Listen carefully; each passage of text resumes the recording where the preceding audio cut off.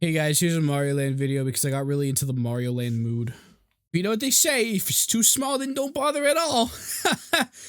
I'm 7 foot. Man, I love Mario, and I really want to play Mario Brothers on my road trip. Man, what a fun road trip in the year 1989 where we don't have emulators and all we have is the Nintendo. I wish I could play Mario on my road trip. Well, look no fear. Nintendo just made history. This is the future! In the late 80s, Nintendo had an idea. Portable gaming. They dabbled with this concept with the Game & Watch, but they wanted true gaming on the go. In come the Great Late Gunpei Yokoi. I fucking butchered that name. In come the Great Late Gunpei Yokoi. Listen, boy, he made a Game Boy! Wait, I just had an idea. The Game Boy is dictionary definition slop-pewter. I don't even know what that fucking means. Hello, friends. If you forgot, I'm the Encyclopedia Lad. A slop-pewter, short for slop computer, is a computer or electronic device that is made with lower specs or power than its competition. Nintendo is the king of slop-pewting. The Wii, the Switch, the DS, and the Game Boy were much less powerful than its competition, with cost in mind. Another example is that netbook you used when you were 5. Thanks for sticking around once again, and remember, stay sharp. But now we have this video game console, we need launch titles to go along with it. Quick, bundle it with the Mario game! Oh, we're so fucking smart.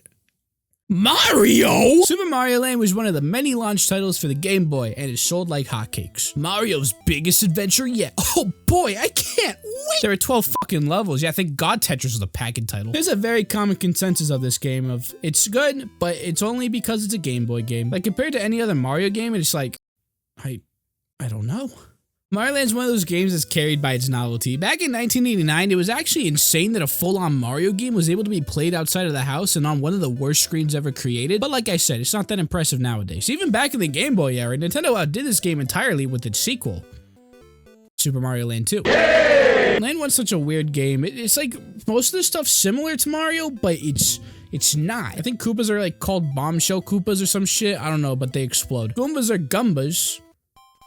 That's a fucking Goomba. I don't give a shit what you tell me. Instead of the Fire Flower, we have the Super Flower. You throw Super Balls.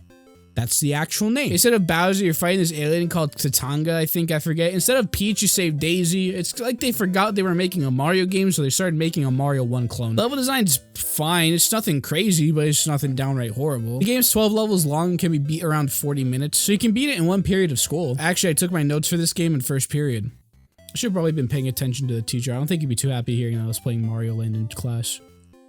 Sorry, Mr. P. But yeah, it's a novelty game that's cool and charming because it's a Game Boy Mario. On a number scale, it'd be Game Boy Mario out of 10. But 3 years later, Mario Land would get the sequel fans yearned for. Mario Land 1 pales in comparison to Mario Land 2. It's like they're on completely different consoles.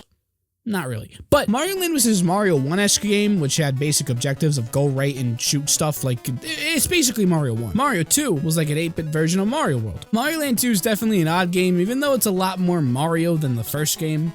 Like, Gumbas, yeah, they're gone, replaced with Goombas.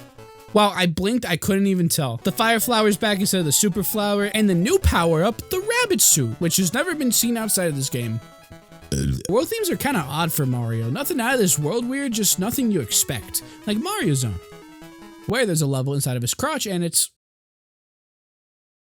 Oh my lord, I love creativity. Space Zone. It's in space. Tree Zone.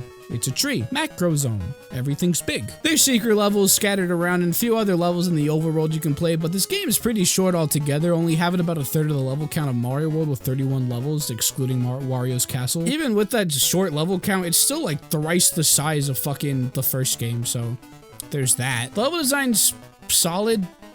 It's nothing extraordinary, but it's very well designed and the levels have unique gimmicks, especially that one Mario Zone level. Overall, it's a buttload of fun. Unlike Mario Land being good for the novelty, Mario Land 2 is overall just a blast to play. This game has a cult following too, often called one of the best 2D Mario games ever made.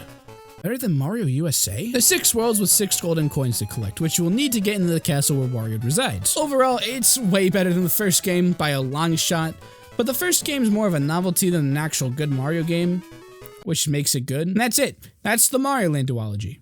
There's a third game? Wario Land. I don't really think that's a Mario Land game. Okay, as a subtitle, maybe I'll play it. Yeah, that was definitely the third Mario Land game. It's nothing special, it just feels like a slower Mario game. I'm fading away. Oh god.